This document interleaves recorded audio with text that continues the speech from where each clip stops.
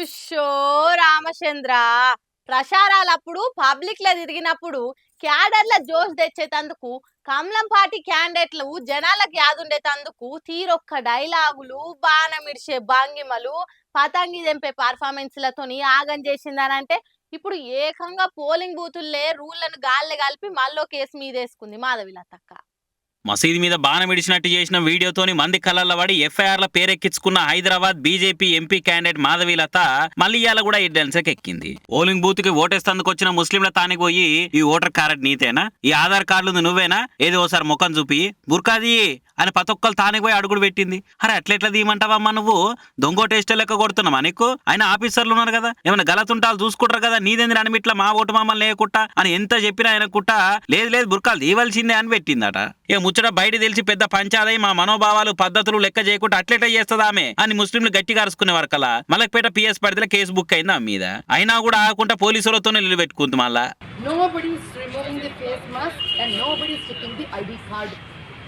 And when I'm requesting you, you are saying that you will tell some other time.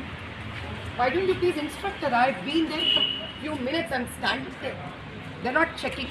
They are not removing the face mask and they are not checking. The lady police is just standing idle. The lady presiding officer is idle.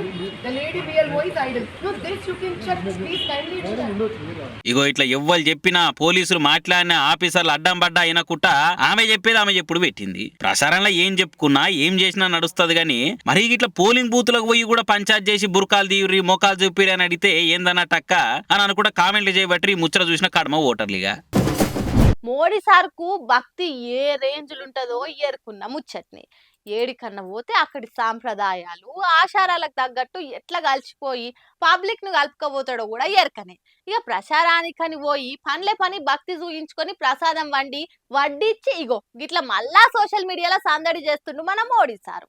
ఏండకా గొడుగు పట్టినట్టు ఏ ఊరికి పోతే ఆలలెక్క తయారయ్యి గెటప్పేసుడు మోడీ సార్కు makeup తోని పెట్టిన విద్య అని ప్రతిపక్షాలు పంచులేస్తుంటాయి కదా.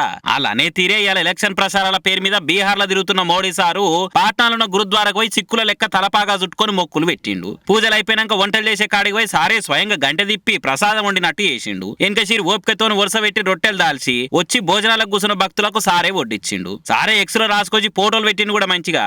అంత మంచినే ఉంది గాని ఫోటోలు వీడియోలు బాగా వచ్చినాయి కూడా. గాని ఇప్పుడు ఓట్ల కోసం ప్రచారం చేసుకుంటే సిక్కుల మీద గురుద్వారాల మీద ఇంత పాయరం చూపిస్తున్న మోడీ ఓనాడు సిక్కులు కలిస్తానోళ్ళు అనుకుంటా మాట్లాడింది మర్చిపోయిండా, లేక సిక్కు పబ్లికే మర్చిపోయిండు అని అనుకుంటా పాత పంచాలు ముంగటేసుకుంటా సురుకులు అంటిస్తున్న ప్రతిపక్ష పార్టీలు. రైతు చట్టాలు తెచ్చి అన్నదాతల పొట్టగొట్టొద్దని ఇల్లు ఆకలి ఇడిచిపెట్టి ఢిల్లీలో నెలలు ధర్నా చేస్తే అందున్న సిక్కు రైతుల్ని చంపించినప్పుడు వాళ్ళ మీద దాడి చేయించినప్పుడు మోడీ సార్కు సిక్కుల మీద ప్రేమ ఏడవైంది అనుకుంటా విపక్షాల లీడర్లు విరుసుక పడుతున్నారు. పవర్లు నడిచిన రోజులు అట్లా మన ఎలక్షన్లు రాగానే ఓట్ల కోసం ఇట్లనా అని అనుకుంటే గట్టిగానే సెటైర్లు వేస్తుర్రు మోడీ సార్ లేటెస్ట్ ప్రసారం చూసిన నెటిజనాలిగా.